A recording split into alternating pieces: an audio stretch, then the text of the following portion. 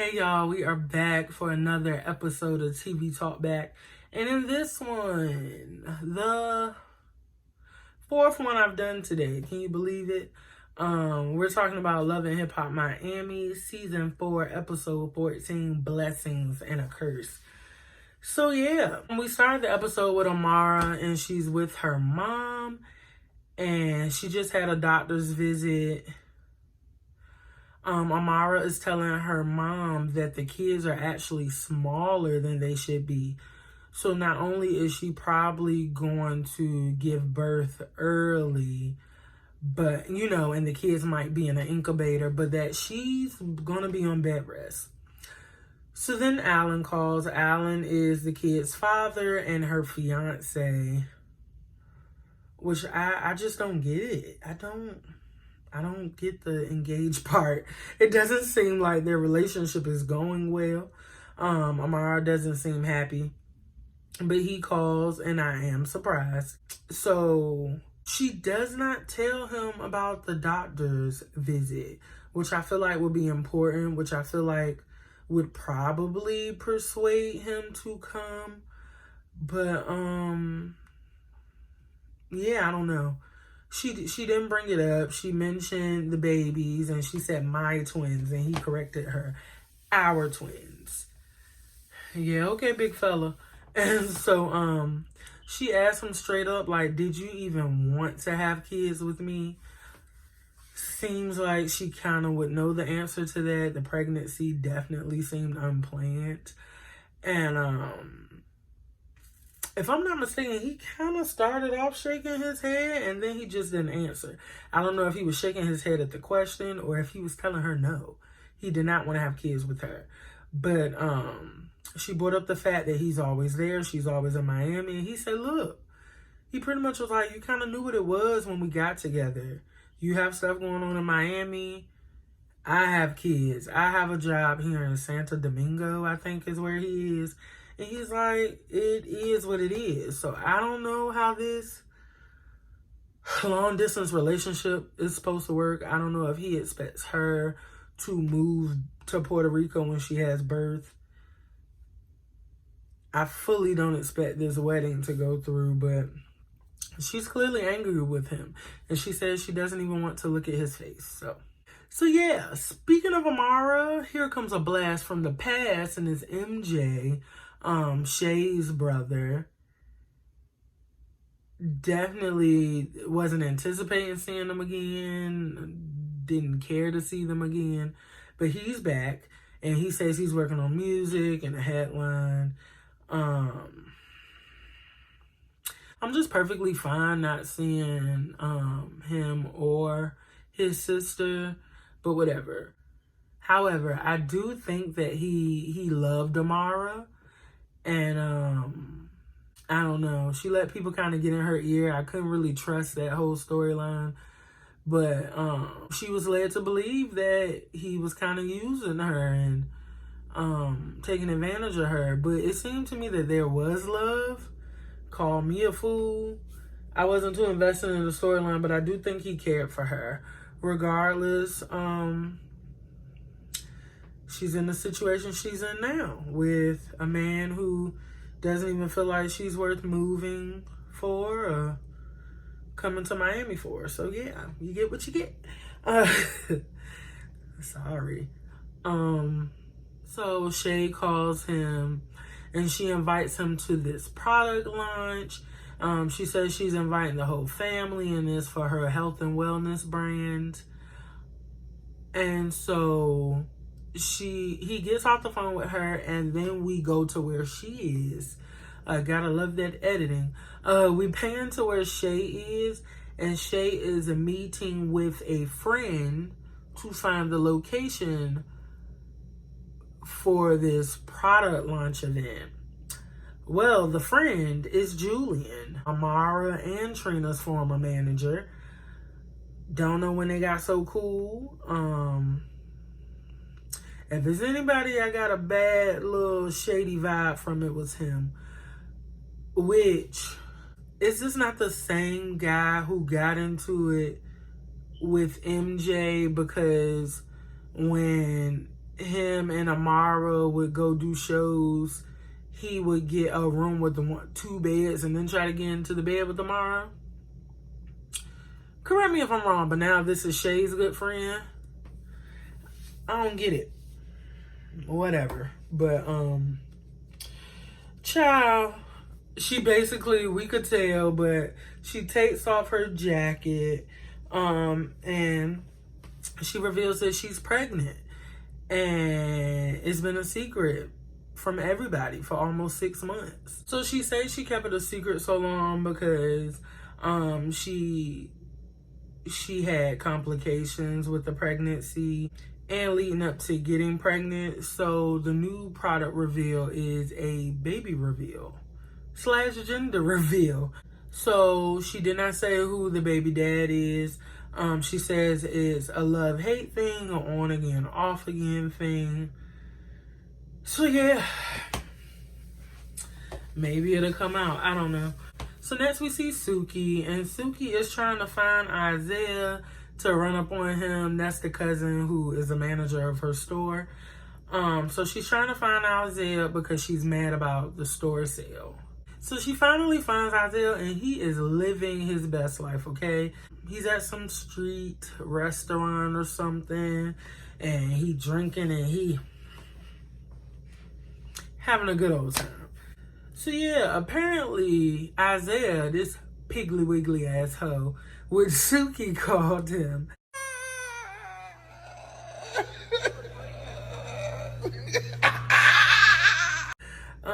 is not only neglecting his job at the store, but he's been stealing too. Suki accused him of stealing clothes from the plus size section of the store to style the big girls in his music video. A whole mess, but perhaps she would know her inventory, child. So then he says that in the 5-6 months he's been working there, he still hasn't been paid. And just like the chick from the last episode that got cussed out, Isaiah said that Suki don't take that place seriously. And I said, I agree. I said it last episode. You can tell by the cardboard on the window and just the fact that she had to go in there and kind of get stuff together. Just the mere fact that she had no idea that Isaiah hadn't been around. You can tell that she neglected that place. She opened it. She probably got the inventory there, hired her cousin, and hauled ass. And it's giving you not taking it seriously, baby girl. Like, a new business is a baby. And you have to nurture it. You have to care for it. You have to bring it up till it's something that can kind of function when you're away. But you can tell Suki don't be there. Suki don't be there, and Suki do not care about that place. Suki just wants somebody to be mad at. So her and Isaiah start throwing stuff at each other on the street. He goes off on her and the friends that she's there with. She even said that Bill was going to fight him, which, judging by this episode, I don't think so, sis. But yeah, that's the end of that. So next we have Florence Luce, and she's in rehearsal. And let her tell it. I guess the other Haitian artists that's in her genre are starting to come at her. And it looks like the more success that she's getting, the more hate that she's getting. Which, I guess, is typical. But, it looks like the people that are mad at her, like, are making videos and going on live to talk about her. But whatever. That's what's going on with her. The Queen of Kumpa. So she's preparing for this huge show that her and Marlon are going to be a part of. And Marlon suggests visiting a voodoo priestess to help rid them of negative spirits and some more stuff, even though they already know that neither of their families will agree. Okay.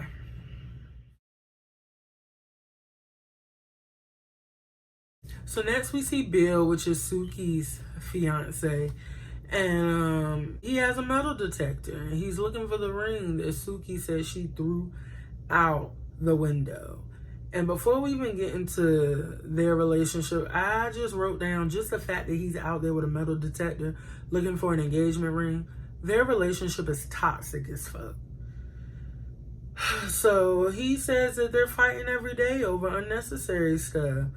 And I think Bill ended up calling her on the phone. I couldn't make out what she was saying. But he was like, do you really want to do this in front of these cameras?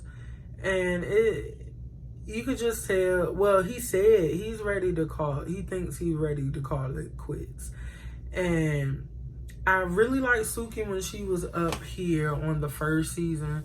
She was up here with the girl that's in that new Issa Rae show, Rap Chicks, I think. And then it was a dark-skinned girl who was taking care of her sister kids, I think. And it was like a few girls who were rappers. And then this is when Saucy Santana was up here too.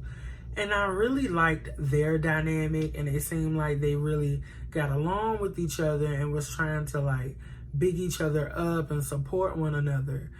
And I don't know what happened to those girls or why they decided to just like focus on Suki. And you could tell Suki was a fan favorite, but now she's not really likable. And she's definitely feeling herself. And I think she's feeling herself, and she's mean. She's mean to him. I'm not saying that Isaiah don't really deserve it, because he kind of does, but I don't know. Suki, nobody around her. It seemed like she's getting into it with everybody around her, and it seemed like the people who she isn't getting into it with are like yes men. So I don't know what's gonna come of that, but yeah. So we see MJ again, and he's meeting with him and Shay's mom. And I guess Shay, he mentions that Shay and his mom are normally beefing. They showed a clip from the Iyanla show, which I heard they were up there, but I didn't watch it. And so I guess, you know, he says they're better now. But then out of the clear blue, his mom asked him about Amara. And I'm pretty sure she did it just because the cameras were there and they're on this show. But it seems like that was a while ago, so I don't really understand why she asked about Amara. Like, when's the last time he talked to her? But that's all that happened there. And then after that, Florence and Marlon go see the voodoo priestess lady, and child, it's a whole ceremony. Drummers and stuff, and I push that fast forward button, and yeah, fast forward to the end of that, and they feel prepared for the next show. So we're back with Bill, and Bill is in the studio, and he admits that his relationship actually has him depressed. So Suki walks in, and she tells us that everybody is just pissing her off. Okay. It just seems to be no accountability on her part.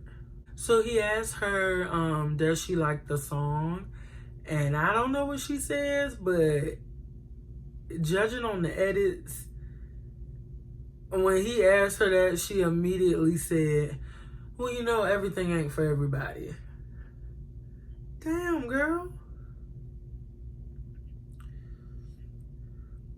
So then he asked her for help with his music. And her response was like, I always put you in my videos. You want some camera time? I can help you be famous. Like, I think she was offended by the questioning, or even offended that it's looking like she doesn't support him. But they don't know how to communicate. Suki does not know how to communicate. And it looks like, you know, she immediately hits for the jugular. And I don't really know how you can expect a person to want to be with you if everything can go left like that, especially so fast. Then he said that's why that girl put voodoo on you.